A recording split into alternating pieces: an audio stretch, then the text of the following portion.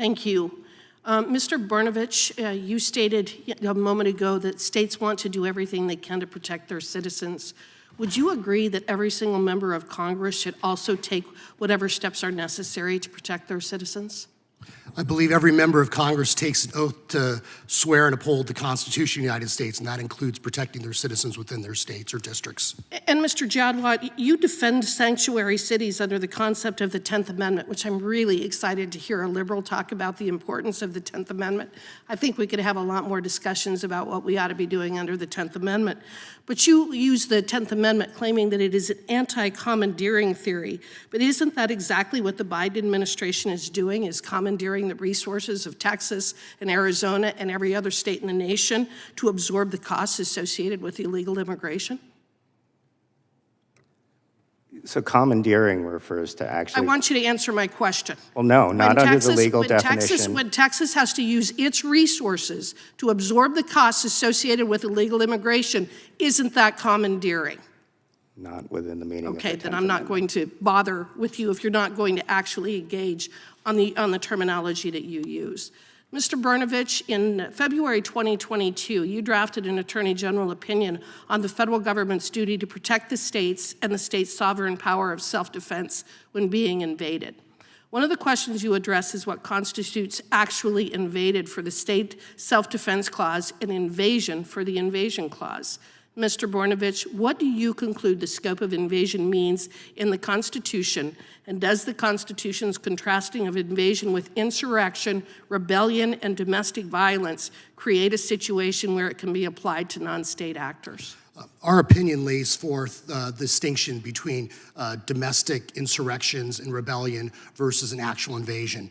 If you go back to the Federalist Papers, which were designed during the constitutional ratification, the debate in Federalist 41, Federalist 42, Federalist 43, James Madison set forth clearly that invasion constituted not only state but non-state actors. And in fact, during the Virginia ratification debate, one of the examples future President Madison used was the fact that there was pirates and smugglers off the coast of Virginia, and that Virginia had a right to defend itself against people that were breaking the law. And if the federal government and the federal Navy, just non-existent at the time, couldn't do anything, then the state of Virginia could. And even a lot of the conversation and the discussion we've had today is about whether states can enforce immigration law. The reality is that the federal government, the president has had his or her height of power when it comes to immigration law. However, the courts have never said that states do not have the ability to protect themselves, that states do not have the ability to stop or repel an invasion. And if you read our opinion, we lay forth not only the facts, and we've heard so many facts from this Congress about the number of people dying. I mean, my goodness, more than 100,000 Americans dying from fentanyl and drug overdoses. We've seen a spike in Arizona in the last 5 or 6 years from single-digit percentages into above 50% when it comes to those deaths. We've seen a spike in violence. And anybody, I would urge you to come to the southern border. And when you see rape trees where women are being victimized and traumatized by human smugglers and the drug cartels, you will ask yourself, why isn't this Congress, why isn't this administration doing more, not only to protect our citizens here, but also to stop people from being exploited by the cartels and gangs? It's an incredibly inhumane situation that has been created by this administration. Joshua Trevino of the Texas Public Policy Foundation clarified that invasion means entry plus enmity, and the action of modern non-state actors can meet this threshold if they reach a scale where they overthrow or curtail the lawful sovereignty of a state. Mr. Brnovich, you were the Attorney General of Arizona, where you served as the Chief Legal and Law Enforcement Officer. Can you speak from your experience about whether the actions of the cartels displace state sovereignty and constitute entry and enmity? As you know, the states are absorbing a cost, not only fiscally, but a cost in human treasure as well. We just talked about the tragic drug overdoses and the drug deaths. We've also seen a spike in violence. If you talk to the sheriffs, not only along our southern border, but sheriffs in places like Pinal County, they will tell you they've seen a dramatic increase in the number of car pursuits and car chases, which also are dangerous to our community. And it seems like every day now you see a video of literally cartel members escorting people across our border.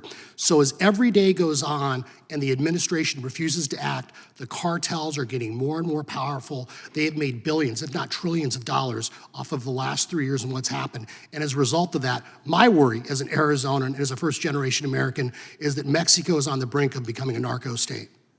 Thank you. I appreciate it. Yield back. Wow.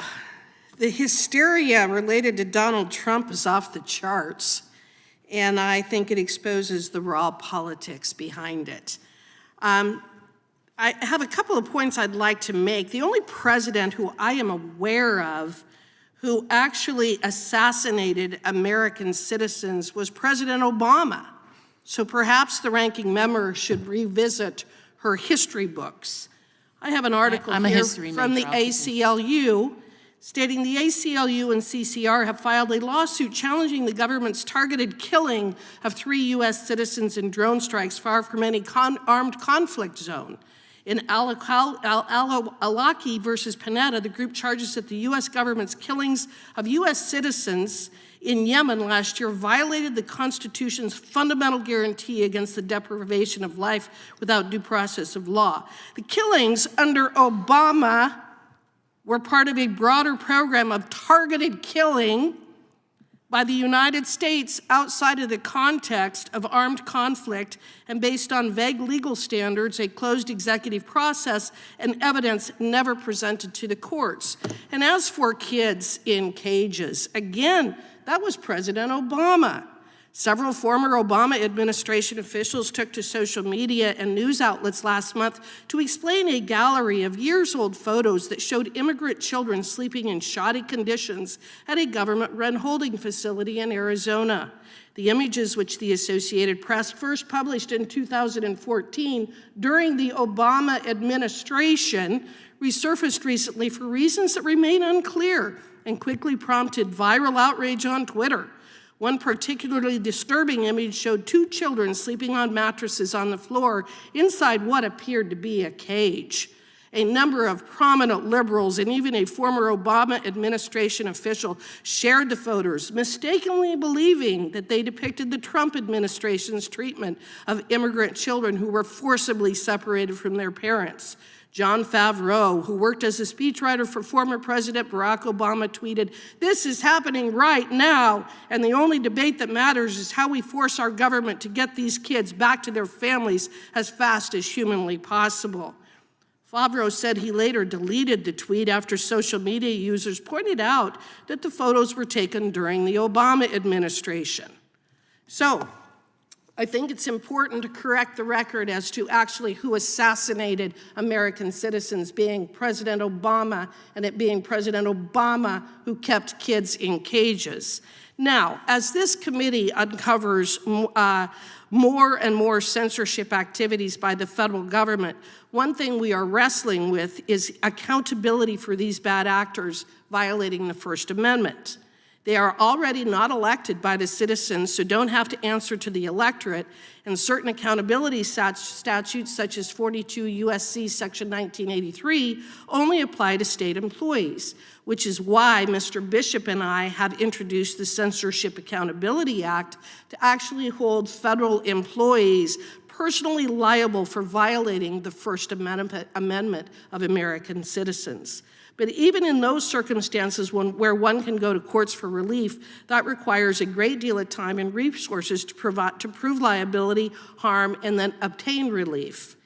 It is apparent from the ongoing Missouri versus Biden case that all of these bad actors, it makes it difficult to eventually hold them accountable. Ms. Richardson, I highlight these things to show that accountability can be hard to achieve for injured Americans. Do you think this could be further exacerbated if certain activities that facilitate censorship are increasingly done by AI systems rather than government employees? I do. I think that what these tools open the potential for is broader censorship and done without having to have an individual employee sitting there doing it. They're able to flag posts at a larger scale. So I do think the fact that the NSF is funding them is concerning. Well, and the upscaling of AI technology can provide censorship operations, and the scope of it is absolutely astonishing. For example, in its pitch to the NSF, Meaden stated that it was using AI to monitor 750,000 blogs and media articles daily, as well as to mine data from the major social media platforms. That just gives you an idea of the absolute scope of what AI could do for violating people's First Amendment rights. In your testimony, Ms. Richardson, you outlined in great detail the number of grants, the large sums, and the various number of partners that the federal dollars are going to censor American citizens in violation of the First Amendment. What can the proliferation of this type of technology do to the censorship industrial complex, which has already been uncovered, if it is not properly overseen for beneficial development? Well, I think what we've seen through, as you just brought up, the Missouri v. Biden case and Twitter files and many other aspects is this increasing involvement of the federal government with private parties in order to censor speech. And this is just another example of that, the federal government funding universities, funding companies to develop these tools that allow censorship at a broader scale. Thank you, and I yield back. Gentlelady yields back. Thank you, Mr. Chairman. In October 2023, the SEC proposed a rule to approve the New York Stock Exchange's request to list natural asset companies. I led out on a letter to the SEC with 31 other members in the House expressing strong opposition to the process and the proposal itself. Thousands of stakeholders across the country wrote to the SEC in opposition to this proposal due to the surrendering of local control to elite investors, radical environmental groups, and even foreign governments.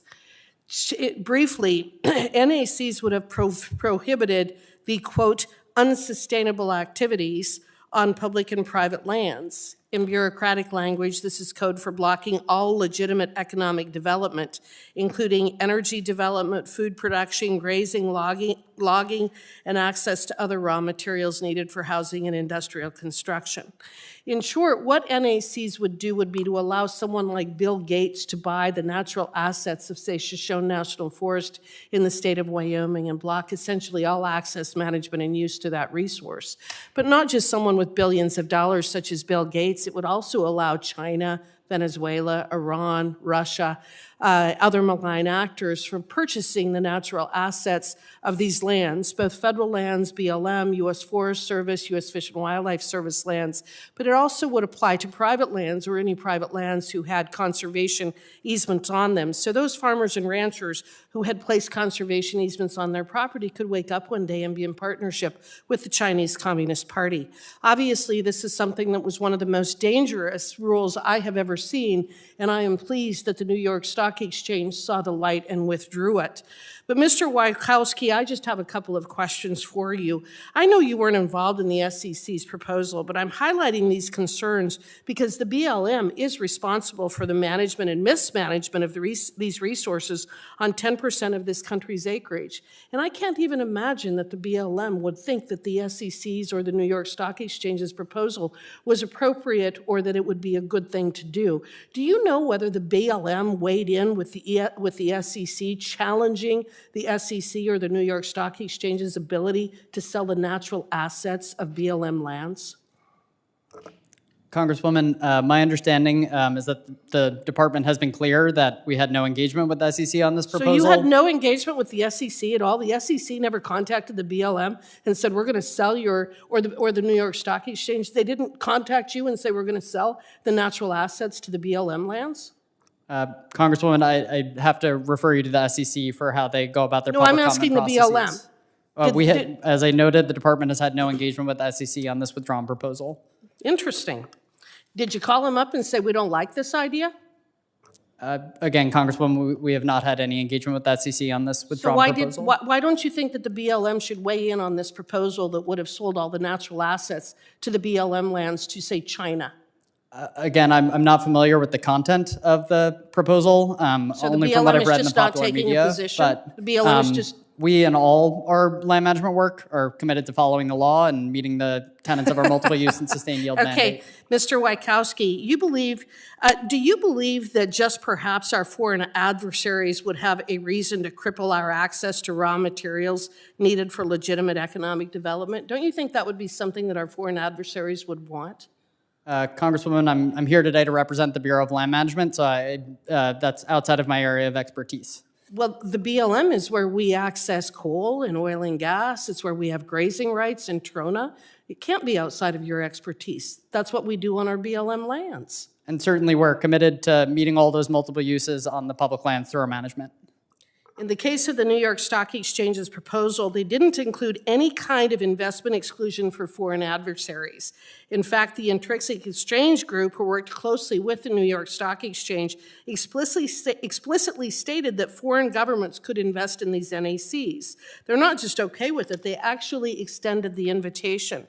So I think that that's of grave concern and something that the American people should understand, that the New York Stock Exchange, along with the SEC, were inviting foreign governments to come in and purchasing, for example, the natural assets associated with all of our BLM lands. But I also think it's important for the American people to understand that the BLM did nothing to push back on that kind of a radical idea. With that, I yield back.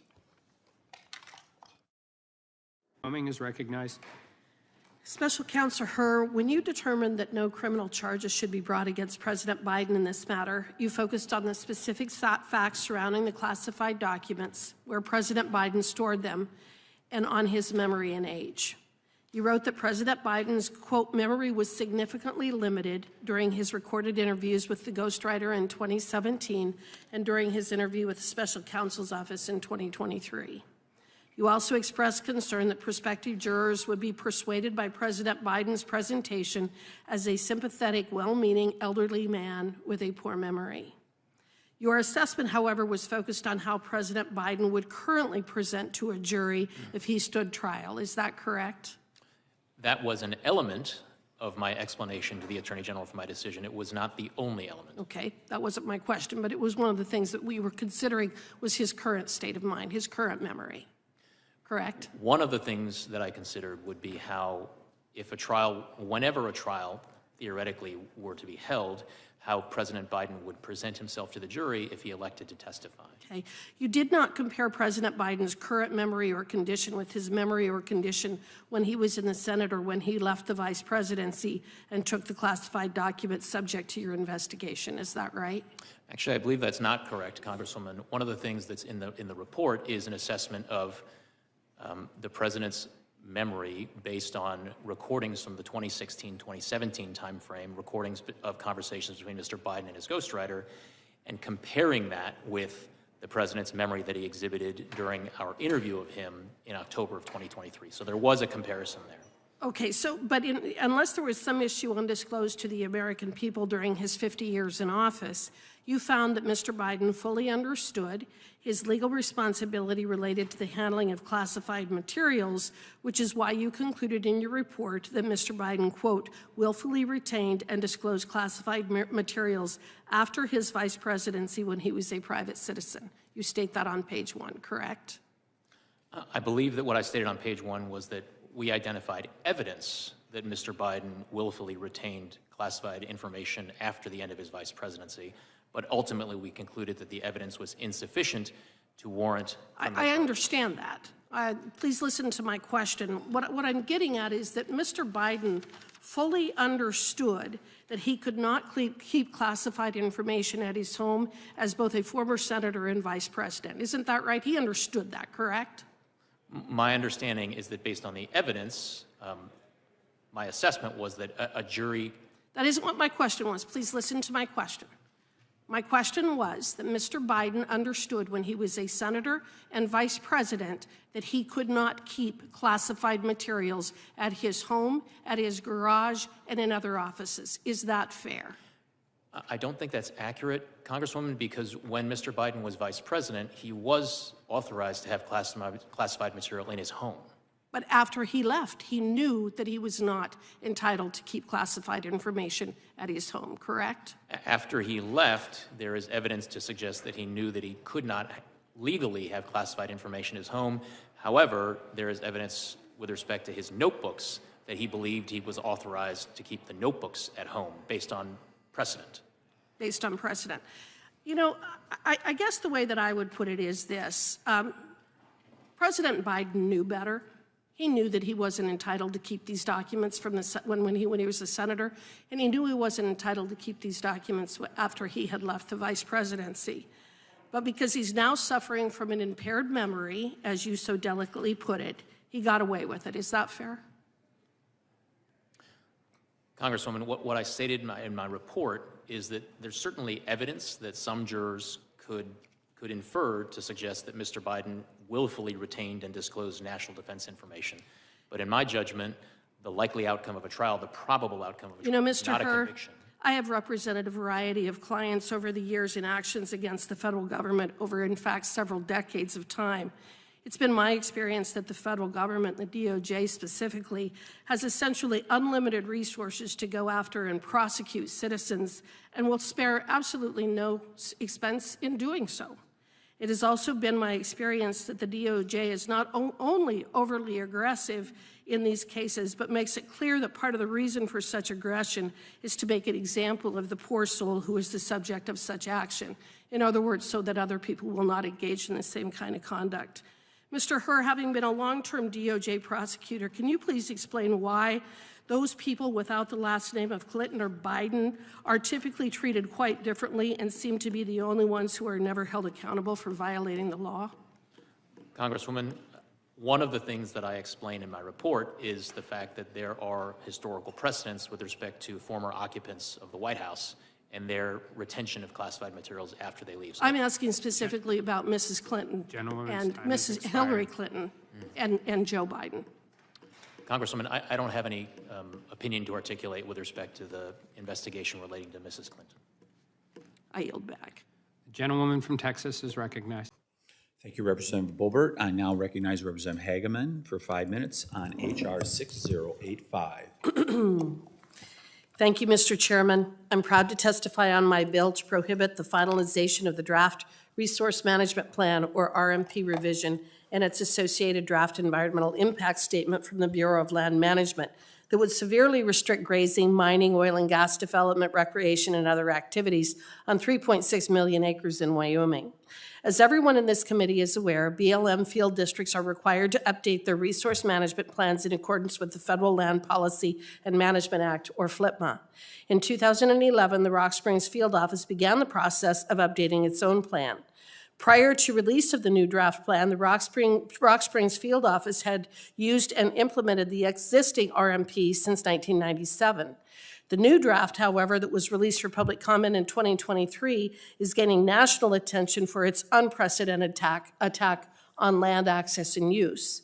The RMP contains 4 alternatives for the planning area, including Alternative A, which is the no action alternative, BLM's preferred Alternative B, which would have tremendous negative consequences for the state of Wyoming, our nation, energy independence, access to millions of acres of land, and national security, Alternative C, which severely restricts recreational activities, and Alternative D, which attempts to balance various uses with the development and conservation, but also significantly hinders existing projects on federal lands.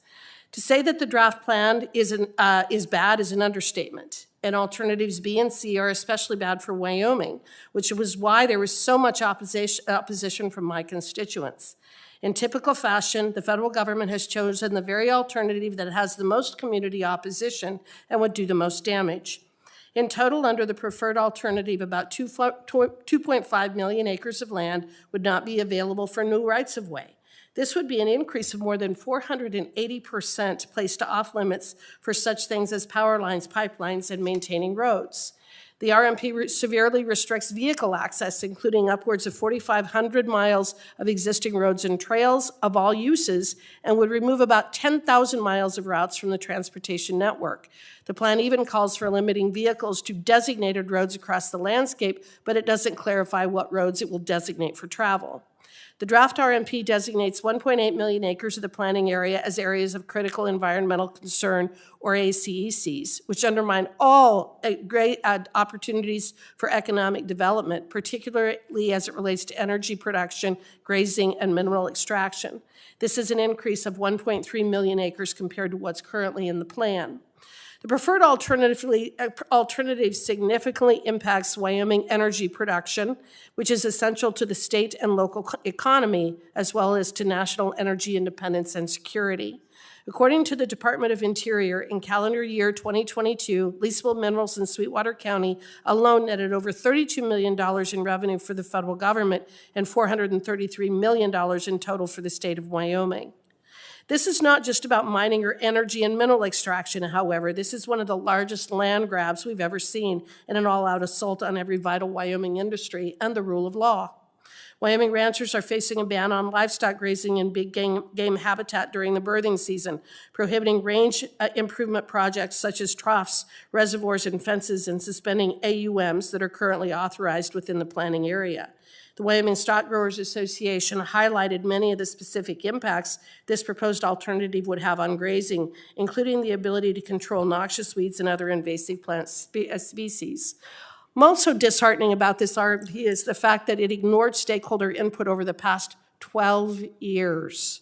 The administration continues to insert itself into every community in America under the guise of claiming to do good, only to outright ignore the community's needs and to pursue bad policies in the pursuit of political goals for this administration, goals that are not shared by Wyoming, and goals that are not in the best interests of our country.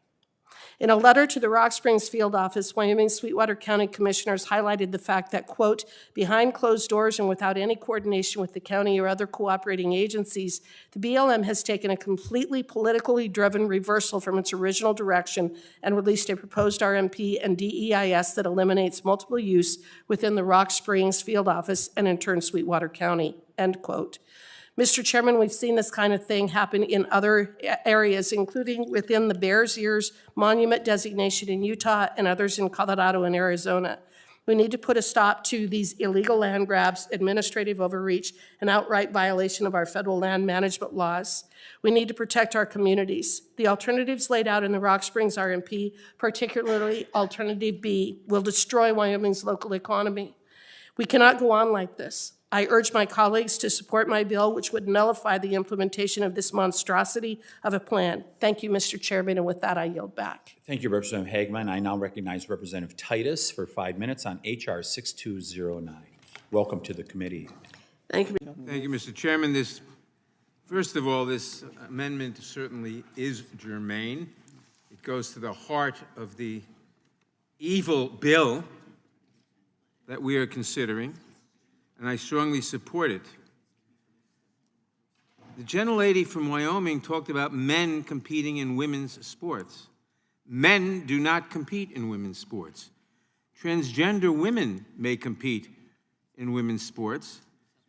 It does no service to the truth or to human biology or understanding of human biology to maintain that there's no such thing as transgender women, or for that matter, transgender men. There most certainly are. We know that. We see that. People did not ask to be born transgender any more than any of us asked to be born male or female. They just were born that way. And now we have this bill that wants to punish them for it. I strongly oppose the bill. I support the amendment. The amendment would require NGBs to commit to submitting annual reports to the U.S. Olympic and Paralympic Committee describing the impact of prohibiting transgender women and girls from participation in amateur athletic competition on the participation of women and girls in those amateur athletic competitions. As I mentioned in my opening statement, I oppose this legislation in part because its blanket ban will harm all women and girls, in addition to all transgender women and girls. This blanket ban will likely subject all women and girls to unfair scrutiny of their gender identity, to physical inspections, if not lead to outright subjecting them to invasive screening procedures. It also would likely lead to increased harassment of any other person perceived by anyone as not conforming to harmful and discriminatory stereotypes based on some people's expectations of femininity. I have no doubt that this increased scrutiny and harassment will have a negative impact on all women and girls' participation in amateur athletic competitions. I think it important that the U.S. Olympic and Paralympic Committee and the public be made aware of the costs imposed on all women and girls when transgender women and girls are targeted for discrimination. Should such an immoral, awful bill ever become law? While I still would not support the underlying legislation if adopted, I would urge members to support this amendment. It slightly improves an awful, evil piece of legislation. I urge the adoption of the amendment and the defeat of the bill. The gentleman yields back. The question occurs. Oh, Ms. Jackson, I'm sorry. Point of order is withdrawn. Ms. Jackson Lee is recognized. Well, I thought that Chairman Biggs was going to offer his support for the legislation. I was going to yield to him. He supports the legislation. He probably doesn't support the amendment. Well, in particular, this amendment.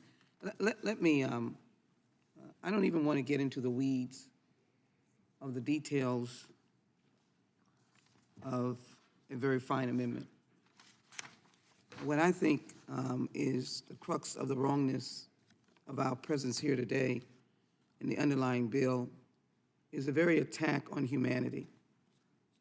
And it has been my understanding, being in the judiciary in this room and being on this committee for 2 decades plus, that our basic infrastructure is to improve and enhance the conditions of humanity.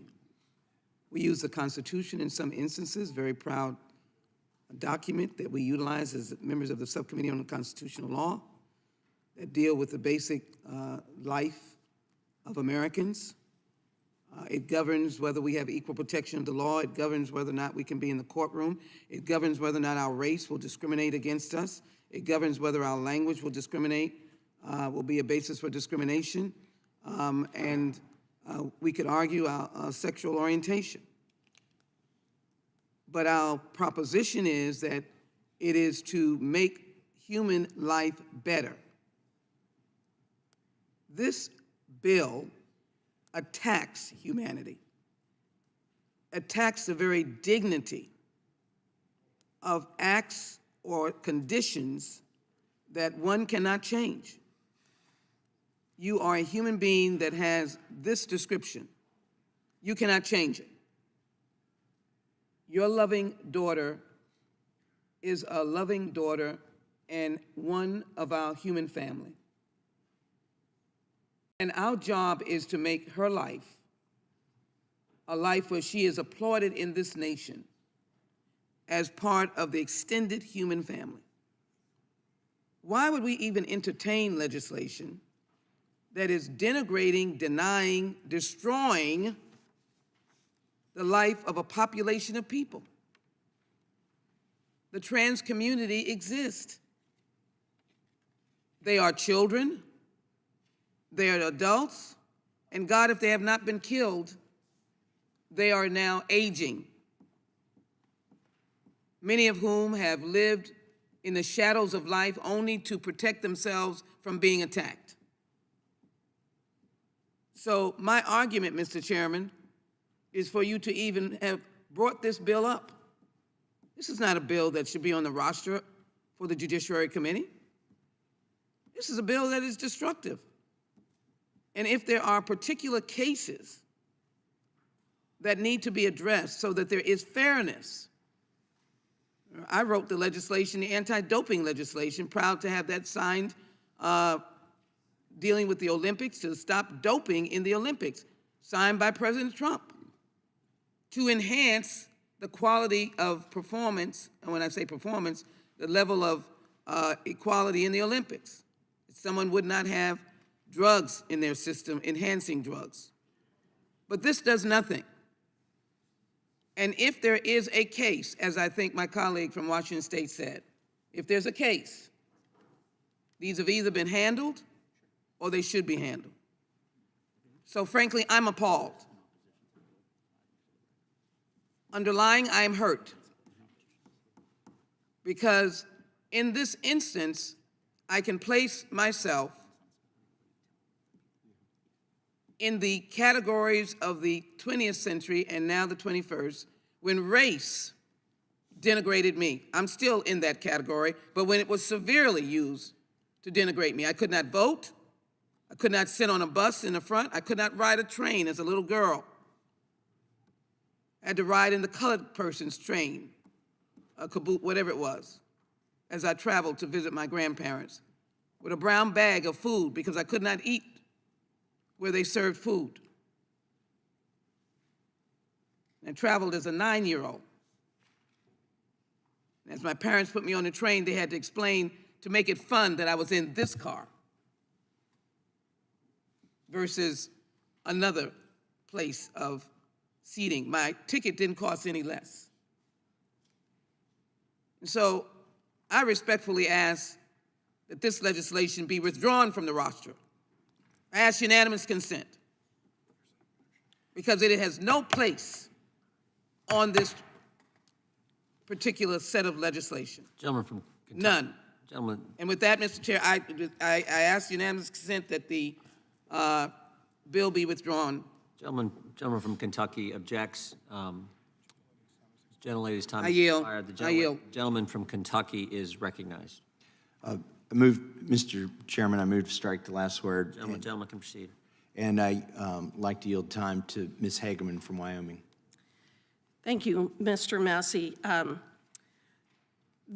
There is really no discussion so far on the actual bill. There's a lot of emotional language and a lot of accusations being made by my colleagues on the other side, but no discussion about the need for the bill that we are debating at this time. In terms of the amendment, I would like to point out to my colleague from New York, as he read the amendment, he actually changed the language of what is stated in the bill in order to make a point, because he recognized that the word that is in this amendment actually completely undermines every single thing that he said. According to the amendment, it would insert the line, commits to submitting annual reports to the corporation that include for each calendar year a report describing the impact of prohibiting a person whose sex is male from participating in an amateur athletic competition that is designated for females, women, or girls on the participation of females, women, or girls in that amateur athletic competition. So the very purpose of this amendment is to do a report on the impact of allowing men to compete against women and have a requirement for that annual report. I think that I can tell you what that annual report would show, and that would be that every time that a man competes against a woman, or virtually every time, they're probably going to beat them. So I don't know that we need that report. I oppose this amendment for that reason alone, but I would ask that in the future, when you are reading the amendment, you actually read what is stated rather than what you wish was stated and then arguing against that. It's a classic straw man argument. On the other side, there have been discussion about invasive screening procedures, and that if we adopt our bill, that there would have to be invasive screening procedures. In other words, this accusation that for any woman who was competing in athletics, they would have to be subjected to a physical examination. First of all, it's a red herring. It's stupid as all get out, and it's just absolutely not what has happened historically. But I would point to the policy by the U.S. Boxing Association, which actually requires that very kind of screening. It must state that the boxer who transitions from male to female is eligible to compete in the female category under the following conditions. The athlete has declared that her gender identity is female and has completed gender reassignment surgery. I would assume that the only way they're going to be able to determine that is if they actually physically examine these people to determine whether in fact they have been castrated, which I find to be an absolutely absurd position to be taking by the Boxing Association. I would also say I do not need to be lectured by a man on the issue of protecting women and girls in sports or what a woman actually is. I know that. I know what a woman is. I do not need to be lectured that somehow by saying that men cannot compete against women, we are hurting women and girls. That is an insult to women and girls. It is an insult to me personally that you believe that I am not capable of understanding the difference between women and girls and men and boys. I also believe that the entire argument is focusing not on the issue at hand, again, whether men and boys should be able to compete against women and girls in the Olympics, which is all that this bill does. I would ask unanimous consent to submit for the record the instances of men hijacking women's sports and the various examples that we have demonstrating not only the injuries that have been suffered by women as men have participated in girls' sports, but also the girls and women who have been affected by this, including Riley Gaines when Will Thomas decided to join the women's swimming team in Pennsylvania.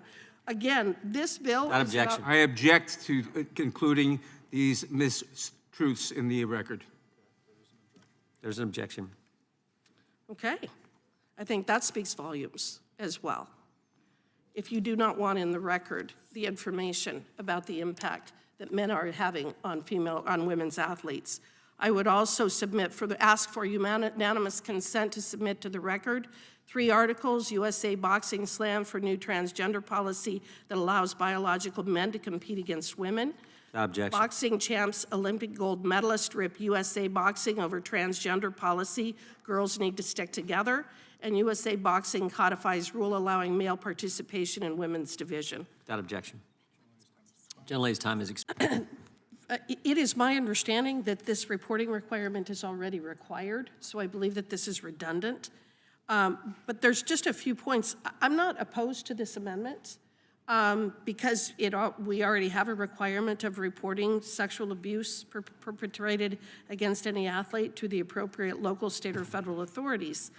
But there's a couple of points that I would make in response to the statements made by the proponent of this amendment. When you talk about sexual abuse against women, one of the things that we have repeatedly heard about is women athletes being forced to undress in front of men who are in their locker room. We have heard about this mantra of please be kind and compassionate. I don't understand what is kind or compassionate about forcing female athletes to share locker rooms with male athletes. I don't understand why we are talking about the sexual abuse of women and then immediately turning and pivoting to the idea that that's happening against men. It is happening against women. We're all opposed to the sexual abuse of women. But one of the things that is being reported with men participating in female athletes is the sexual abuse aspect of this. I do not believe that it is kind or compassionate to erase biological women and girls and pretend that they are the same thing as a man who claims to be a girl. I do not believe that that is kind and compassionate. I do not believe that it is kind or compassionate to allow men and boys to dominate women's athletics. I do not believe that it is kind or compassionate to deny a girl a college scholarship because a boy was faster and stronger. I do not believe that if you read the bill that is at issue here, all we have done is not define female and male and simply state that this bill it would prohibit a person whose sex is male from participating in an amateur athletic competition that is designated for females, women, and girls. That is the only thing that this bill does. This is not a bill about transgenderism. This is not a bill that attacks the transgender community. It is about protecting women and girls in women and girls athletics. That is all. There are biological differences between girls and boys, regardless of what someone may claim that they are. All this bill does is make sure that we are being kind and compassionate to our female athletes. But if you believe that there is a need to include this amendment, I'm not opposed to it, but we need to stop attacking us, stop attacking Republicans simply because we're trying to protect women and girls. We are very sincere in our belief that it is critically important that women and girls are able to access and participate in athletics. We believe that it is incredibly important that 13-year-old girls are able to play volleyball and basketball without the risk of being injured by a man or a boy. We are entirely sincere in protecting our families of girls and women who do not believe that their girls and women should have to compete against boys and men.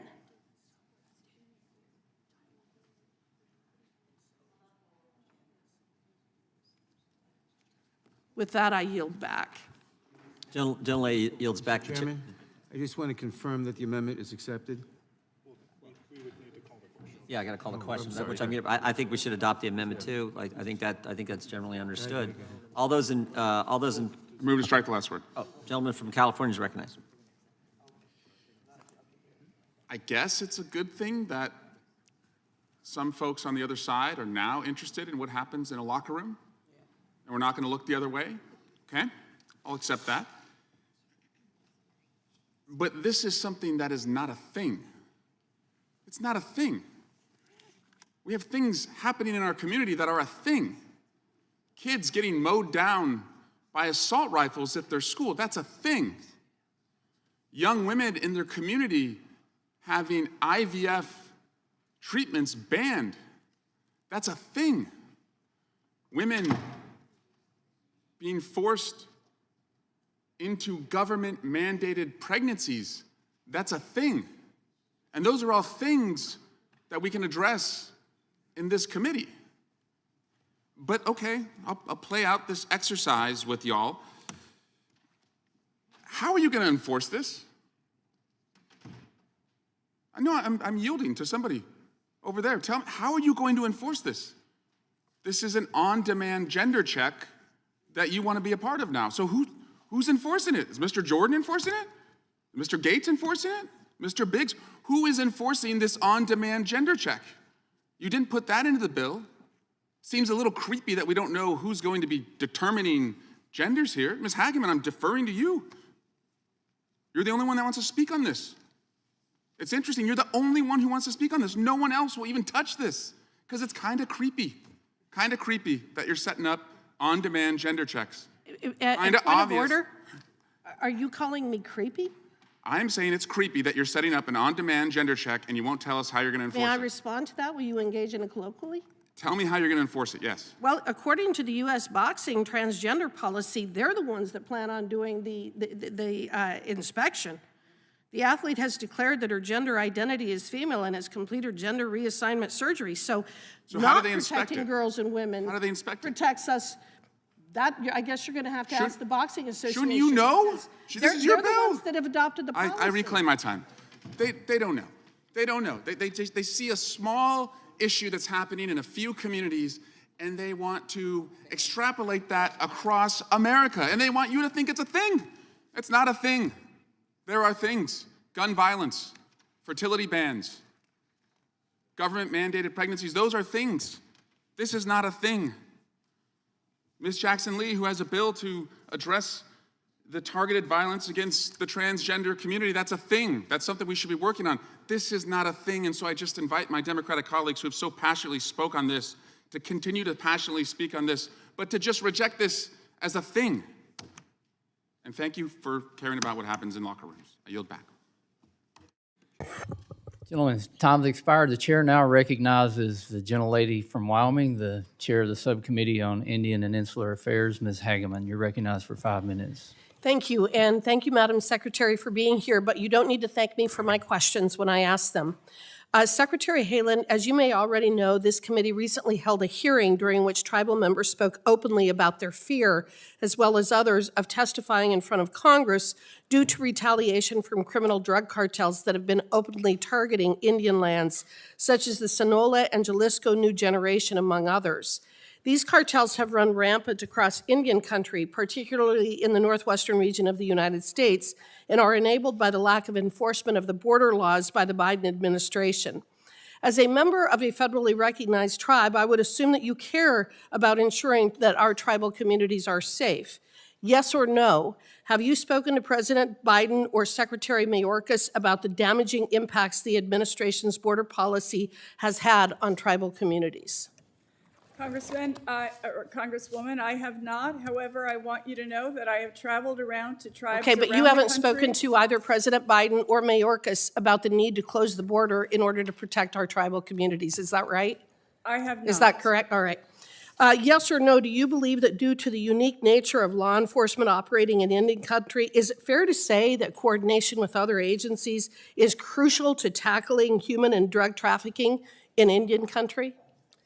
Congresswoman, the president, when he first came to office. Have you done anything to work with other agencies to tackle the human and drug trafficking in Indian country related to the border crisis? Since the president has been in office, Congresswoman. That is a yes or no question. Can you answer? Would you please answer my question? Mr. Chairman, can you let the secretary answer the question? She's not answering my question. Congresswoman, since the president has been in office, he has restarted the White House Council on Native American Affairs. These are issues that we discuss. We take an intergovernmental approach to all of Indian country. What have you done specifically to work with Mayorkas to close the border in order to protect our tribal communities from the cartel criminal activity? Congresswoman, that is not in the department's mission. We manage our public lands, so and we also that means uphold you've the trust done and nothing. treaty obligations of our nation's Indian You have not tribes. done anything to work with Mr. Mayorkas, is that correct? No, ma'am. Okay. During your time as secretary, what have you done specifically to work with our tribes to reduce and eliminate criminal cartels from targeting Indian country? Congresswoman, I want you to know that tribes have been underfunded for decades and decades with respect to law enforcement and justice services. And So that is have one you done area where anything we are specific? working. Have you done anything specifically to work with our tribes to address the drug trafficking and human smuggling that is going on related to the open border? We are working very hard to make sure that Indian Affairs has several approaches to addressing recruitment and retention. We understand that they are understaffed in many of these areas, and we listen to tribes and how they would like us to move this issue Madam forward Secretary, for them. what have you done as a cabinet-level secretary to convince Mr. Biden and Mayorkas to close the border in order to protect our tribal communities? Congresswoman, it is my job to manage our public lands. The Department of the Interior manages our public lands and conserves our cultural heritage and natural resources for the American people, as well as upholding the trust and treaty responsibilities of our But the Bureau of Indian Indian tribes. Affairs is within the Department of Interior, correct? Yes, ma'am, but Okay. In 2018, under the previous administration, more than 3,200 pounds of illegal narcotics, estimated to be valued at $9.8 million, had been seized by the Office of Justice Services. How much did OJS seize in 2023? Congresswoman, that would be up to the Department of Justice, and they can You don't know? probably inform you with the number of those pounds. But you don't know? I do not know. Okay. Does DOI's opioid reduction task force still exist? Congresswoman, thank you. We are working hard with tribes to ensure that that we manage their justice services the way that they want So to. the question was, does the Department of Interior's opioid reduction task force still exist? Congresswoman, I would be happy to answer that for the record. Is the answer yes or no? I will be happy to answer that for the record. You don't know as you sit here today? I want to make sure that I give you the correct answer, and I will do that when I get back to my office. Have you heard of the Rock Springs Resource Management Plan? No, I have not. Thank you. I'm out of time. I yield back.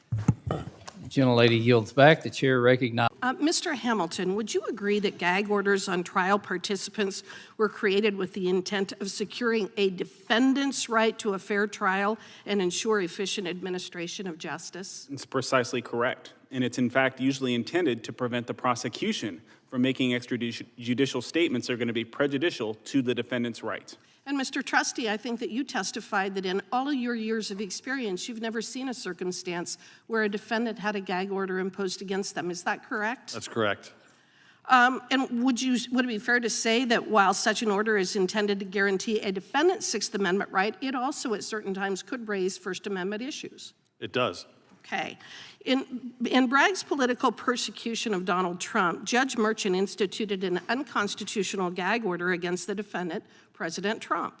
Yet Judge Merchant has levied no such order against any of the other trial participants, like Michael Cohen, who continue to publicly attack Mr. Trump. Mr. Hamilton, is the gag order issued by Judge Merchant a significant departure from the normal order of business? And does it reveal the First and Sixth Amendment tensions which underlie this case? Most certainly does. Okay. And why does President Trump face such a legally questionable gag order in this case? Well, simply put, it's because it is a classic example of lawfare being employed by Democrats against their political opponent, weaponizing the various branches and levels of government, something that, as we have seen in the last 8 years, that has been absolutely shocking to the conscience. DA Bragg resurrected a zombie case and is using a novel legal theory which has not even been explained to the defendant or the jury. He selected Matthew Colangelo as lead prosecutor, a former Biden DOJ official and DNC consultant, and Judge Merchant, who made campaign donations to President Biden and the Democrat Party during the 2020 election, and whose daughter's firm worked for the Biden and now Harris campaigns, is overseeing the case and imposing speech restrictions on a person Judge Merchant called, quote, possibly the next president of the United States. Judge Merchant went so far in the last 2 weeks as threatening to jail a former president and presumptive major party nominee for violating an order which infringes on his free speech rights. Writing in The Federalist, Tom Christ analyzes how lawfare offers benefits and a means of victory regardless of the outcome of the courtroom, which is causing as much pain as possible and treating the defendant like an enemy versus the defendant. I want that to sink in.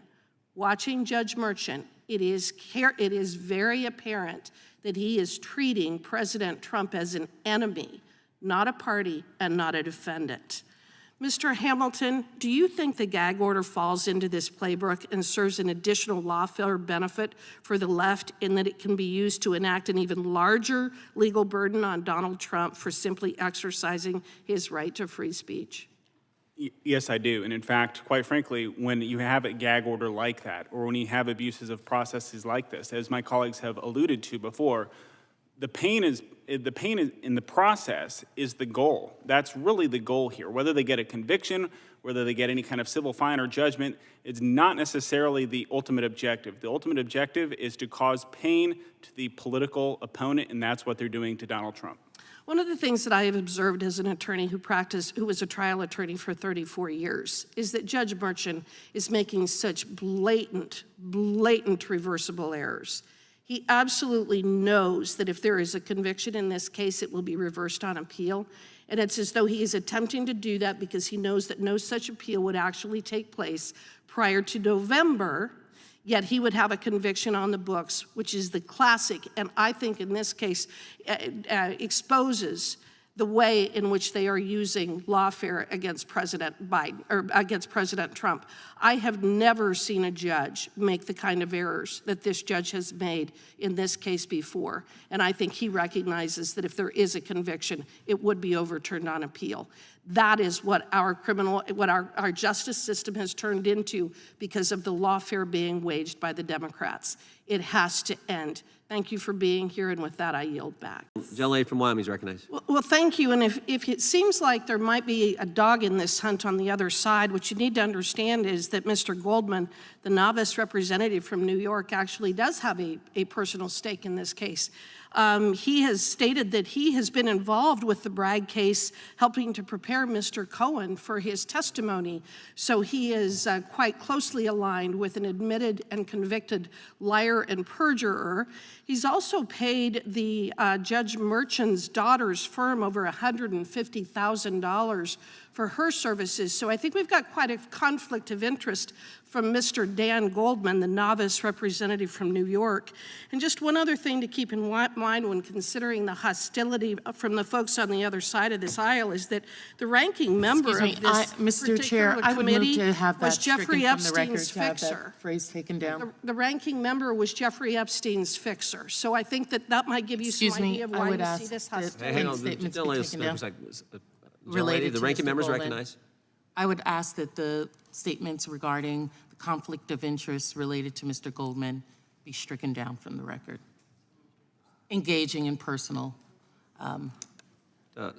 personalities. In your on this 14-minute and 14-second opening statement, you called the former president, current candidate for the office of President of the United States, all kinds of names. I think He's not a member of this I committee. understand he's not a member, but And he's that's what I'm still asking a former you president. related to. What I'm saying is we should I'm all be related careful to about it. our I think the member. gentlelady from Wyoming was just stating facts that are in the news report. She accused him of a conflict of interest on the committee during the hearing. I ask that that be stricken down. Gentlelady's point of order is overruled. The gentlelady from Wyoming is recognized. Thank you. Mr. Hamilton, would you agree that gag orders on trial participants were created with the intent of securing a defendant's right to a fair... Gentlelady from Wyoming is recognized. A December 2021 ATF memo alerted the American people that the ATF was maintaining a digital, searchable, centralized registry of guns and gun owners in violation of various federal prohibitions and contrary to what you testified to under oath today. In response, Representative Michael Cloud and 52 House members sent the ATF a letter dated November 22nd, 2021. ATF responded to that letter stating that it had 920,664,765 records, 865,787 and 86,000 of which are in a digitalized format, which Gun Owners of America has proved to be searchable. This was discovered shortly after ATF was revealed to have processed over 54 million records in a single year. What is the latest record count for ATF's illegal digital searchable national gun registry? Zero. We don't have. We obey the law. According we do to not. Your letter, None of our according records. to your letter, you have over 865 millions of these records are in digitalized format. You have admitted it. Respectfully, we are. I think ATF is the only customer of Adobe Acrobat that Well, pays let's money get to into that. remove search function. Before the to Commerce, Justice, Science Subcommittee of the Appropriations Committee in April of last year, you testified that ATF pays Adobe Acrobat Extra to have certain search functionality eliminated. That's not correct. Well, is ATF's digital database of gun owner records capable of being opened by normal Adobe Acrobat and searched by name? Again, we It's pay. a yes or no question. Is it? We pay to have search function eliminated. We don't pay Adobe Acrobat, I believe. We pay somebody else. But If ATF asked, could Adobe Acrobat re-enable name search functionality on ATF's illegal gun registry? it is not an illegal registry. We do not If search ATF by. We do asked- not search by. We do not search in the method that you're suggesting, and we cannot. And these are records that we pay a public safety cost, which Congress is If Congress to ATF balance for this asked- decision. If which is ATF asked, could Adobe Acrobat re-enable name search functionality on ATF's illegal gun registry? I'm not an expert in Adobe Acrobat coding. I do know that we do not keep a gun registry. I also You have know records. that You have admitted that you have over 920 million records, over 865 million of which are in digitalized format, correct? the question, if your answer is, are they somehow scanned in so that we literally don't have to have 950 million pieces of paper, that is a lot different from what you're implying with respect to having a gun registry. It is also true, Congressman, that that we don't have any records of firearms purchases Let me ask for this people question. who are still in business, which is the vast majority of currently You sold also- firearms. We have zero. You also testified before that subcommittee that ATF's digital database of gun and gun owners is not capable of being searched by personal identifier. Can ATF's gun registry be searched by make, model, and serial number, enough searchability to create a list of, say, all AR-15 owners? The answer to your question is we do not create, use, search, You're not get answering my around the question. registry. You're not answering my question. Your question had, respectfully, it was a technical question with 5 or 6 different parts. Can I'm the trying not to registry be erroneously, as you said, I'm under oath, I'm trying not to erroneously misstate things of technical nature. We do not keep a registry. We use these things for pending homicide investigations. It takes us a lot longer to find the name of the killer. Mr. Dettelbach, you have mentioned gun running and gun violence associated with Mexican cartels and the crime associated with that. In fact, you refer to the cartels as, quote, the most dangerous organizations in the world. How many conversations have you had with President Biden or Secretary Mayorkas demanding that they close the southern border? We do not, ATF does not. How many discussions have you had with President Biden or Mayorkas about closing the southern border? The answer to your question is, Zero. we work with DHS How many on conversations have border-related. you had with them demanding that they close the southern border? Again. It's a simple question. Again, I have, may I answer? How many conversations have you had We demanding? discuss our border-related security issues with DHS frequently.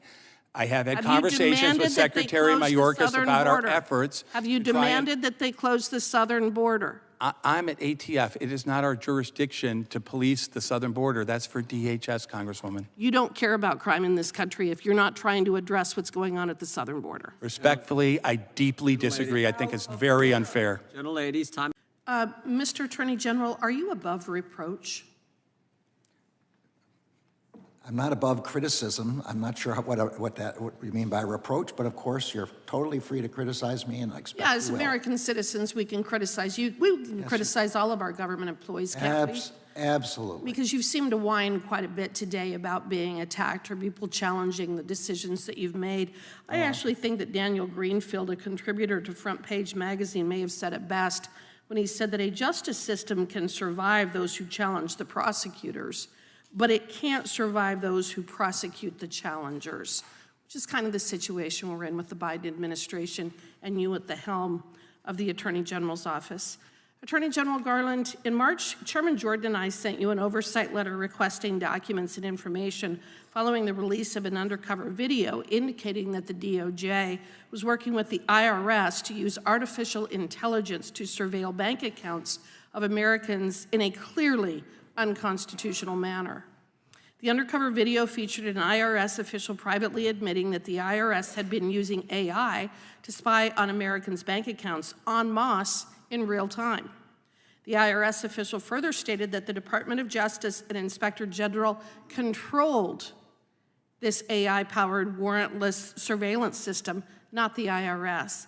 Attorney General, would you agree with me that if the federal government were operating this form of financial surveillance program, there would be serious Fourth Amendment as well as other statutory and civil rights implications, considering that there is no individual probable cause and no search warrants are being obtained?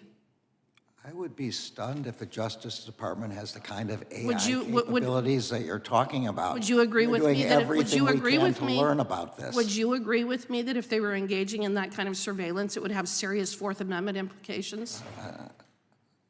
I can't understand the kind of surveillance that you're talking about. Fourth Amendment prevents unreasonable searches and seizures without a warrant. If that's what we're doing, then of course that would violate the Fourth Amendment. Okay, so I would request that you go back and read the letter that Jim Jordan and I sent to you. That might clear up your confusion just a bit. I'll be happy to do Now, while the committee has been following up with the department about this matter for months now, the department only replied with a formal response to the committee late last week. In the department's response letter, a DOJ spokesman, the Assistant Attorney General, Carlos Iriarte, stated that the department is, quote, not aware of the department using any AI program that reflects the description in our March 20th letter, end quote. But saying that the chief AI officer is, quote, not aware of the department coordinating with the IRS to use AI to unconstitutionally spy on Americans' financial records is very different from saying unequivocally that the department is not doing so. Why won't the department just give us a clear answer as to whether it is actually using AI to spy on American citizens' financial records? I'll be happy to take your letter back, and apparently you already have received a letter. I'll take it back and we'll see whether we can get you a clearer letter for you. I would appreciate that. I want to turn to another serious issue, the infiltration of our tribal communities by the Mexican cartels because of Joe Biden and Mayorkas's open border. As chair of the Subcommittee on Indian and Insular Affairs, I have heard from tribes across the nation about this issue. In your written testimony, you actually mentioned how the department is working with tribal partners to disrupt cartel supply chains and that the department is zeroing in on the Sinaloa and Jalisco cartels.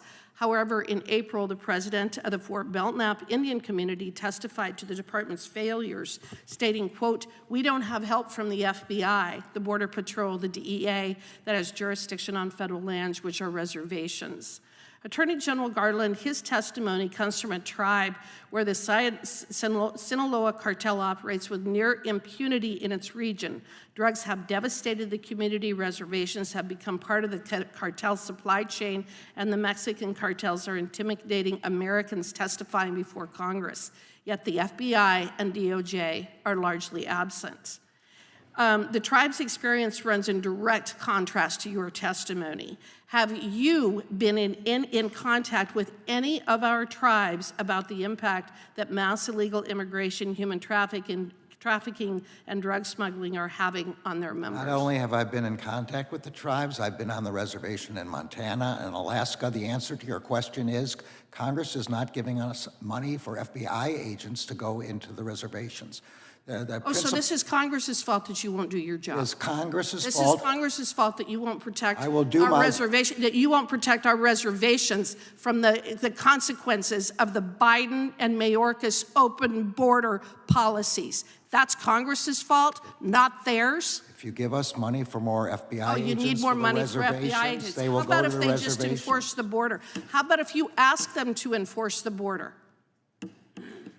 The time of the gentlelady has expired. The gentlelady yields back. Does Mr. Ivey have? We're out. Holding on to the audio visual of the transcript. I mean, that's just my understanding. I understand you're saying we're splitting hairs here, but Ms. Hageman?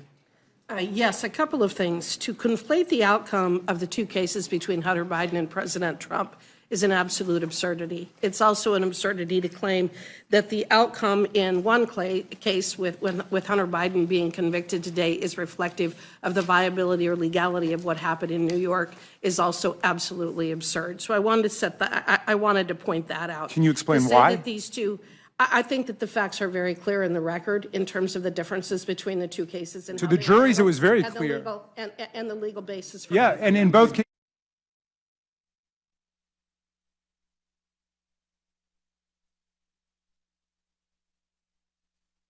asking about the privilege and waiver. And it seems as though my colleagues on the other side believe that a privilege or a waiver is based upon a word-by-word basis, and the extent to which they may have waived any kind of a claim of privilege for the words that were included in the transcript, they would still be able to claim a privilege for the words that were left out, and that's what we're trying to get to with the audio, is also a legal absurdity. That is not the way that privilege or waiver either one work.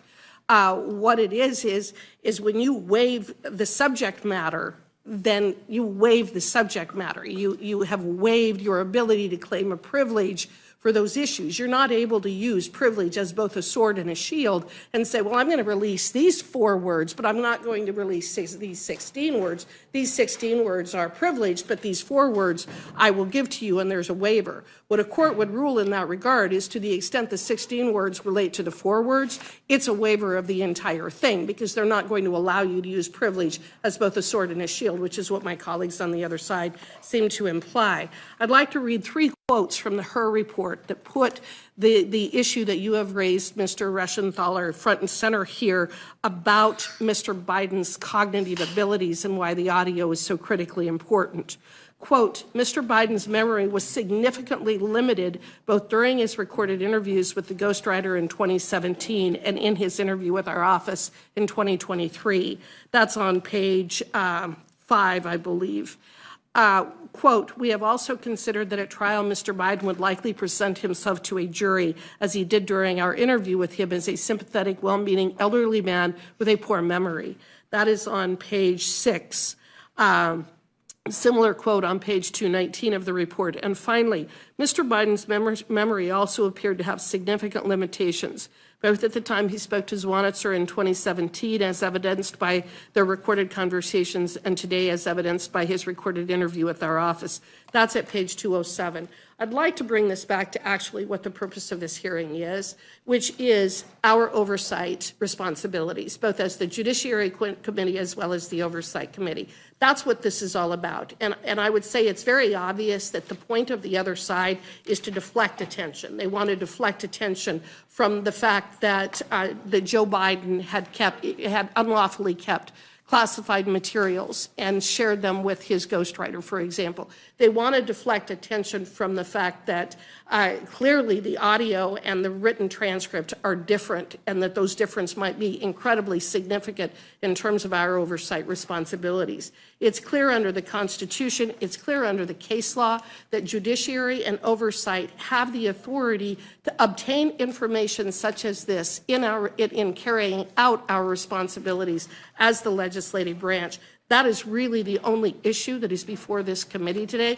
All this other nonsense, all this other noise, all these other words that are being thrown against the wall are entirely irrelevant as to whether we're entitled to this information, and if so, by withholding it, should Merrick Garland be held in contempt of Congress? And the fact is that he should, because there is no executive privilege. Even regardless of the transcript, there is no executive privilege for the information we're seeking, number one. And number two, if there was, it has been waived, and we're entitled to receive the information, the audio that we have requested. With that, I yield back. Thanks, Ms. Hageman. Mr. Nadler? I want to point out that her report, contrary to the insinuations of the gentlelady from Wyoming, repeatedly states that he did not indict Biden because the evidence of a crime just did not exist. Some sample quotes on page 4 of her report, quote, we do not believe evidence is sufficient to indict, unquote. Page 6, there are, quote, innocent explanations, unquote, as to why Biden retained classified documents. Page 8, we do not, however, believe this evidence would meet the government's burden at trial, close quote. As I said before, that is why the special prosecutor declined to indict President Biden, as he states here, and that is why any reference to the president's alleged cognitive ability is gratuitous, because it has really nothing to do with this. I would like, however, to the gentlelady from Wyoming a moment ago said that there were clear differences between the way the Hunter Biden trial was conducted, and the legitimacy of that trial, and the illegitimacy of the Donald Trump trial in New York. Maybe she'd enlighten us as to the difference?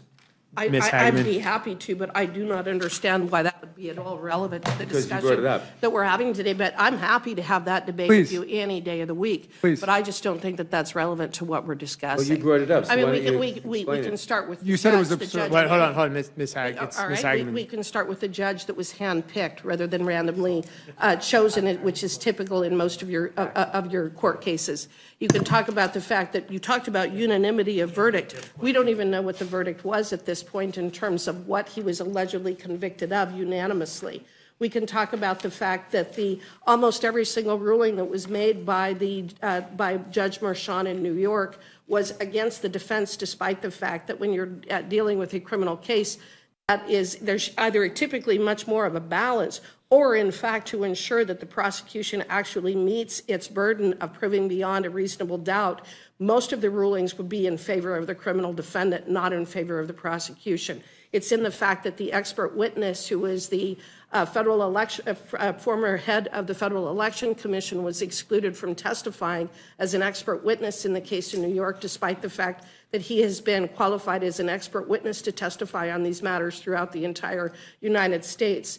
It is the fact that there were other witnesses that were excluded. There was substantial evidence, prejudicial evidence that was admitted during the course of the trial. And then when you look at what happened with Hunter Biden, the prosecution was very precise, very specific about the nature of the statute that was at issue and how he violated it. And then they brought in the evidence from the family members, the ex-wife, the girlfriend, Beau's widow, the young girlfriend, all of the testimony, him reading the book, all of the testimony. The evidence was overwhelming that Hunter Biden had violated the specific statute at issue. So there's dramatic differences in terms of how the New York case was handled versus how the case against Hunter Biden was handled. If you'd like to spend another 3 or 4 hours, we can go outside and I can give you additional evidence to that effect. All right, I just want to refocus. So I started the line of questions with this. It looks like I'm going to end it with this. I really think we've got to refocus everything on the one question that's before us, and that is, can the executive branch defy a subpoena that is lawfully issued and is also valid? I would make the argument that the answer to that is no, and I think that's the one issue. But the chairman has been incredibly generous with his time to me, so I'm going to go ahead and yield back. But I'd like to thank all the witnesses for being here. Gentleman yields back. Chair, thanks. The gentleman, the gentlelady from Pennsylvania is recognized for questions. Thank you. We've covered a lot. Minute rule with questions. The chair recognizes the gentlewoman from Wyoming for 5 minutes. Thank you. Mr. Bienvenu, in your testimony, you state that, to be clear, this is engagement, not divestment. We would agree, which is why the report this committee put out yesterday came to the same conclusion.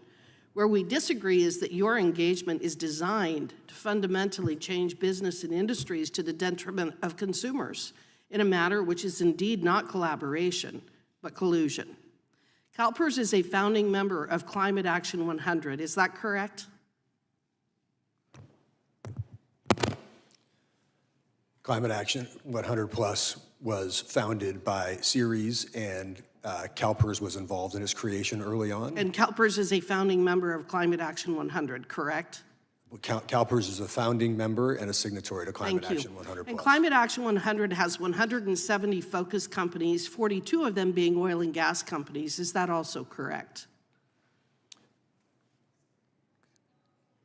Climate Action 100 Plus has 170 focus companies and 42 oil and gas companies, where we come together and discuss ideas and make independent decisions on how we. So my statement is correct. Is that right? As I said, Climate Action 100 Plus has 170 focus companies, as I said in my opening statement, and 42 of them are oil and gas companies, where we come together to discuss independent. And one of the objectives of the Climate Action 100 is for these focus companies to reduce their emissions. Is that correct? Climate change is something that is happening. Would you please answer my question? There's context to your question. And one of the objectives of Climate Action 100 is for these focus companies to reduce their emissions. Is that correct? Climate change is something that is happening. Is that correct? Answer my question, please. As I say, climate change is something that is happening. Andrew Bihar, the CEO of As You Sow, testified in his deposition that, quote, an oil and gas company could not reach net zero while continuing to produce fossil fuels, unquote. And As You Sow President Daniel Fugere testified that, quote, ultimately fossil fuel use has to be reduced, unquote. And GFAN's co-chair Mark Carney testified to the committee that, quote, more than half of the world's coal reserves need to stay in the ground in order for the world to be in line with Paris, unquote. So for the 42 oil and gas companies that Climate Action 100 focuses on, the way for them to reduce emissions would be for them to reduce their outputs. Is that correct? Can you repeat the question, please? For the 42 oil and gas companies that Climate Action 100 focuses on, the way for them to reduce emissions would be for them to reduce their outputs. Is that correct? What we focus on with the companies that we engage. Why won't you answer my question? I'm attempting to answer your question. No, you're not. You're trying to avoid it. What we focus on with the companies that we engage is for them to be long-term and to reduce their outputs, correct? We would never suggest that an organization that is an oil company. Is CalPERS committed to pursuing policies which cuts fossil fuel outputs, even if that would increase prices on the American people? CalPERS is focused on generating returns to pay pensions over generations. And even if it makes it more difficult for them to put gasoline in their cars? Again, our North Star is about producing returns to pay That's not pensions. what you write, and it's not what you've testified to previously. Ms. Lover, Ceres is a co-founder and member of Climate Action 100. Is that also correct? Has Ceres and Climate Action 100 identified the ag sector, especially livestock production, as an industry which must reduce its emissions? Microphone, Would you turn on your please. microphone, please? I believe there are some ag sector companies in that cohort. Okay, and there's no way for the ag sector to reach net zero without reducing beef production, is there? I don't know that that's clear. There are ways to do farming. There are ways to create energy that are less greenhouse gas emitting. I mean, many of the oil and gas companies that you were talking about, it's not about not producing, it's about creating options and transforming their technologies and capturing the oil and gas emissions. You know, it's very interesting to me. My mother is 100 years old. She'll be 101. And the changes that she's seen in the last 100 years are absolutely mind-blowing in terms of the technological advances, the increase in life expectancy, the decrease in infant mortality rate, our overall prosperity, what we have created in this country. And there's one reason why we have seen the prosperity in the last 100 years that has never been rivaled in world history, and it's because of the commercial production of affordable energy. Every single one of you and your organizations want to destroy that. You are evil, and what you are attempting to do and the violations of law that you are engaged in is absolutely stunning. And I think it's telling that you won't answer my questions. With that, I yield back. Gentlelady yields back. The chair now recognizes the gentleman from California. Gentlelady yields back. Gentlelady from Wyoming is recognized. I think there are a few things that should be cleared up today. First of all, we are not a democracy. We are a republic. I think it's extremely important to remember that and to understand our form of government. I also think that this is one of the reasons why people dislike politicians. We all know what's happening here. We know that Alan Bragg's prosecution of President Trump is Exhibit A of the left's by any means necessary lawfare campaign against President Trump. Alvin Bragg's prosecution of President Trump opened a dangerous Pandora's box of politically motivated prosecutions of political opponents, and Manhattan District Judge Juan Merchan's decisions, guided by political bias, unfairly prejudiced the outcome of the trial and violated President Trump's due process rights. Anyone with a lick of sense knows that those statements are actually cannot be refuted. We all watched what happened during the course of the trial. Professor Smith, have you ever been retained as an expert to testify on campaign finance matters prior to the case against President Trump? Yes. Okay, and briefly, what were the nature of those cases? What issues or federal laws did you testify with regard to? All of those were other cases in which I was asked to testify about past experience with federal campaign finance laws, customs in campaigns, how they pay for things.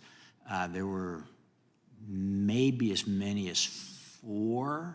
I don't like to do expert witness work, and I don't normally do it. And in none of those that you mentioned testifying, none of those did I end up testifying, either because the case is settled, because one is still pending, or because in one other case the judge decided that this would be testimony that would go to the law. Can you briefly describe your qualifications to provide such expert testimony? Well, as has been mentioned, I served as a commissioner on the Federal Election Commission, including a term as chairman. I've written one book specifically on campaign finance and served as co-author on 2 others on campaign finance and election law.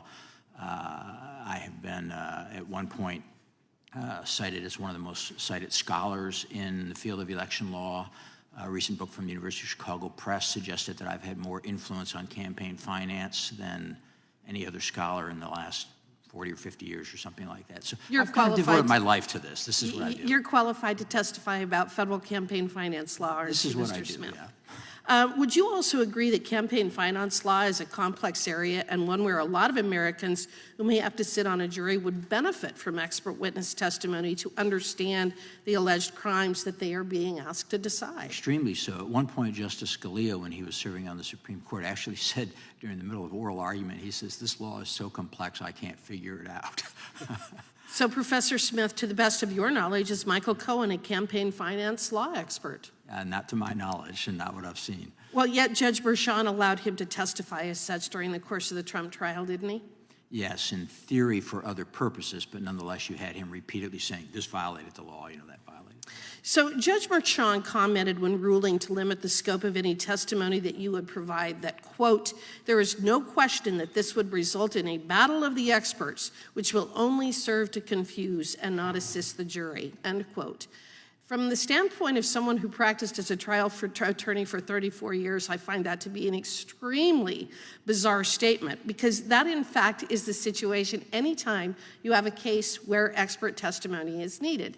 In fact, I worked on a case called Nebraska versus Wyoming at one point, and Wyoming had over 25 expert witnesses in everything from hydrology to ag engineering to economics to fluvial geomorphology to all of these things, and Nebraska had something similar. Yet the judge, including the United States Supreme Court, was not excluding expert witnesses simply because there was going to be a battle of the experts. Is that your experience as well? That is, and I would point out one thing I mentioned earlier, that there are a number of things I would have testified to that would not have gone to legal conclusions, but rather testifying about customs practices, about simply reporting dates under the law. And it appeared from the judge's rulings that even that kind of testimony would not have been allowed. He wasn't going to allow you to testify to those things, but he allowed Mr. Cohen to sit up there and say President Trump violated federal election laws, didn't he? Yes.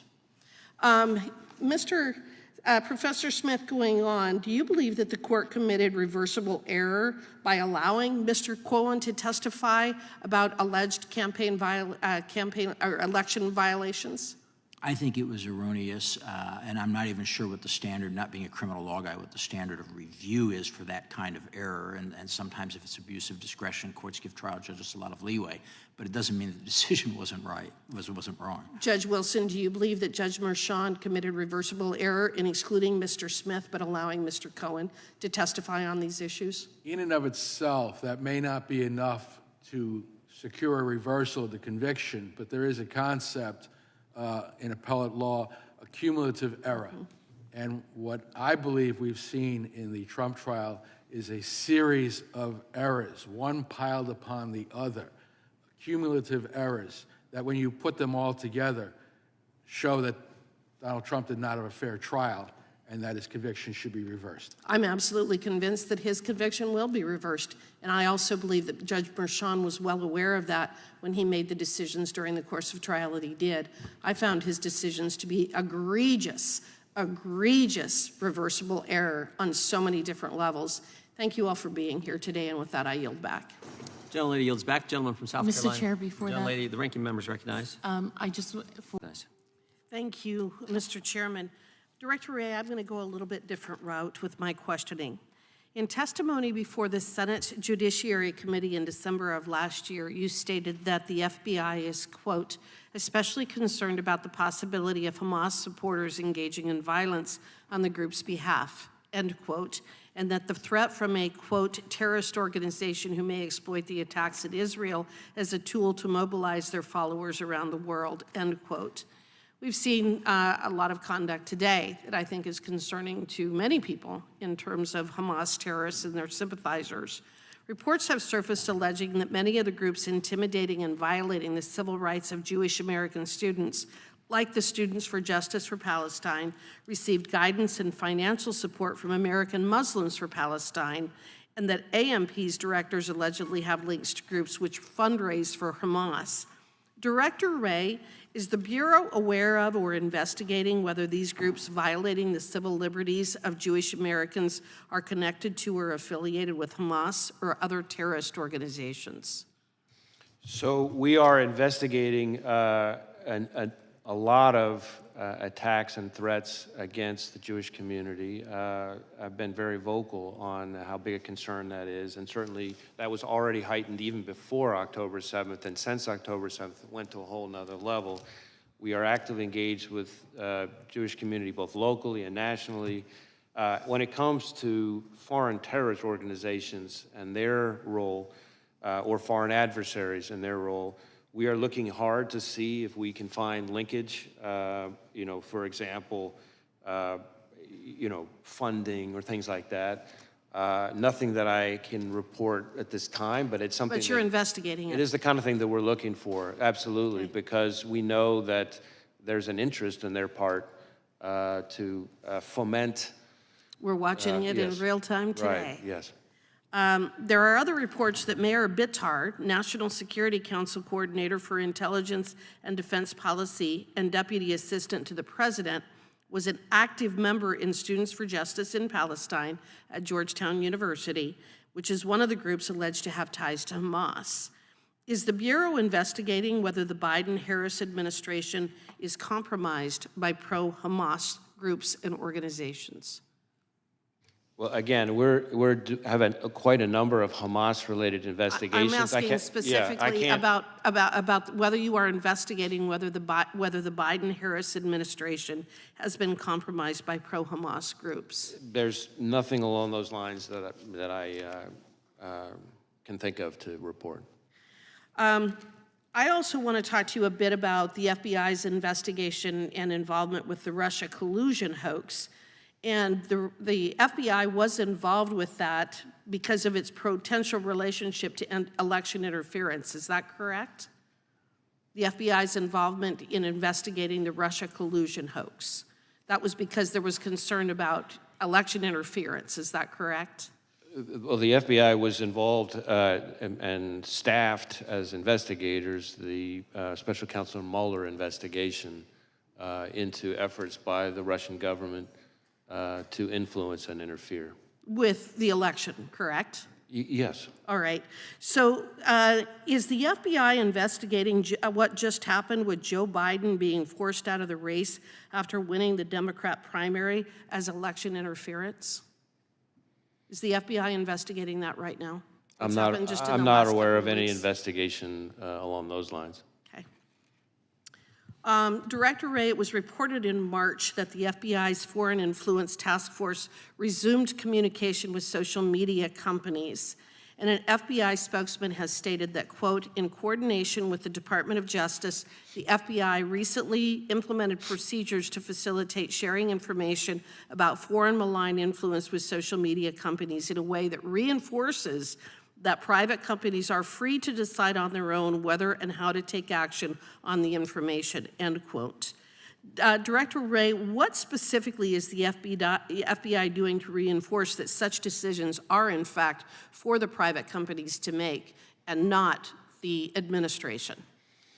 So I think the best way to summarize it is that the guidance makes all kinds of additional steps to underscore that the FBI has no interest in participating in any way whatsoever in the company's decision-making, that companies are completely free to take any actions on their own, that we are simply passing information on to them for them to do whatever it is they want to do independently, consistent with, I should say, I very much appreciate the Supreme Court's finding that no evidence that the FBI coerced platforms to take content down. Well, I don't believe that that's what the Supreme Court found. What the Supreme Court found was that the parties involved didn't have standing, but I think there's a whole body of evidence and legal analysis demonstrating that, in fact, this administration was violating the First Amendment rights of folks through social media companies. I'm just going to ask one final very quick question. If the FBI was involved in the removal or restriction of speech of Americans, do you agree that this would be a violation of the First Amendment? Well, again, I'm not going to engage in hypotheticals. My understanding and my strong view from everything I've seen is that we did not violate the First Amendment. Okay. Gentlelady yields back. Gentleman from Texas. Well, in light of that ranting from Mr. Kirshner and understanding that he has a long history working in the Department of Justice, I can understand why we're in the mess that we're in. We now have the details on what the DOJ is required by law to do, and its intentional violation of the law and the impact that this has had on DOJ employees in the form of the loss of the ability to earn a living and having their lives destroyed. I want to take a step back and ask the question, why did they do it? I suppose for the same kind of reasons that Mr. Kirshner was just outlining, because they have some obsession of something that is actually not real. But they also didn't just violate the law for the sake of violating the law. They did so with the explicit intent of targeting a certain class of employees, and in this instance, those they perceived to be conservatives. One whistleblower stated, quote, that if an FBI employee fit a certain profile as a political conservative, they were viewed as security concerns and unworthy to work at the FBI. I assume Mr. Kirshner has the same viewpoint. Mr. Allen, does a person's political beliefs, and most specifically holding conservative views, disqualify someone from serving in the FBI? No, ma'am, they do not. Well, then, based on your experience as an FBI veteran and target of the DOJ's unlawful acts, why do you think this political purity campaign is ongoing inside the FBI? I'm not fully aware of why they're getting rid of people with more conservative views or potentially not wanting people to speak out at this time, ma'am. Well, and I think your testimony is that they also are trying to get rid of anyone who holds Christian values and Christian beliefs. Is that your experience as well? That is my experience, especially when you see the comments that were leveled against me and the findings during the investigation. So we have the gentleman sitting next to you ranting and raving about this Project 2025. I doubt that he really understands anything about it, but ranting and raving about that, but doesn't seem to be at all bothered by the fact that you were targeted because you were a conservative and a Christian. Do you find that odd? I do find it a bit surprising. We shouldn't be targeting groups of people within our organizations because of firmly held belief or any kind of political standpoint. And Mr. Levitt, beside the violation of whistleblower protection laws, the FBI is also, for example, using First Amendment protected speech and activity which occurs outside of work to punish its employees. Were the officials involved in this unlawful conduct, such as Acting Assistant Section Chief Dina Perkins and Assistant Deputy Assistant Director Jeffrey Veltri, punished or in any way held accountable for their violation of employees' First Amendment rights? Not that I'm aware of. I know Ms. Perkins is still in the same position, and Mr. Veltri received a promotion to the 5th largest FBI office in the country, the Miami field office. According to whistleblowers, that promotion was delayed because he was under investigation for whistleblower retaliation, but that wasn't for the targeting of individuals for their First Amendment views. Okay, so in this administration, and again, while ranting about Project 2025, in this administration, you can actually violate employees' First Amendment rights and get promoted? Is that what your testimony is? I don't know why the FBI didn't look at this closer because, again, it's clear that there was a widespread understanding that these were issues being looked at, that these were the considerations. And I know Mr. Horowitz has talked about them not exclusively only targeting conservatives, but all of the individuals that have come to us from these various whistleblowers. There's one counterexample of somebody who wasn't conservative. All the others that we've seen, there was a clear focus on these individuals' vaccination status, their First Amendment views, their political stances, and that seems to have gone, been accepted by leadership of the FBI. Boy, the FBI has really been weaponized against not only the American public, but its own employees, hasn't it? It's sad. The term weaponization obviously can mean a lot of things to a lot of people, but when you see the direct impact on someone's life, like Marcus and his family, to go 27 months without pay, as of today, he still has not received the 27 months of back pay that the FBI committed to give him. Similarly for Garrett O'Boyle, the amount of time they've gone, I think 23 months at this point, it truly has ruined their lives. Well, what does this actually say about the Department of Justice and FBI and their interest in actually righting the wrongdoing and the unlawful acts that they've engaged in? It's hard to make those kinds of sweeping conclusions, but I definitely would say that the way that you help keep people, you help them abide by good things by having good laws in place. And I firmly believe there need to be stronger laws to help prevent this kind of thing in the future. There have to be changes to protect FBI whistleblowers, no matter what administration or what political party is in power. Well, and I would agree with that. And Mr. Allen, I'm sorry for what the federal government did to you. I think it's an absolute crime against humanity the way that you were treated. I respect your faith, respect your loyalty to this country, and we all recognize that what the FBI did was wrong. We thank you for being here, and with that, I yield back. Mr. Chairman.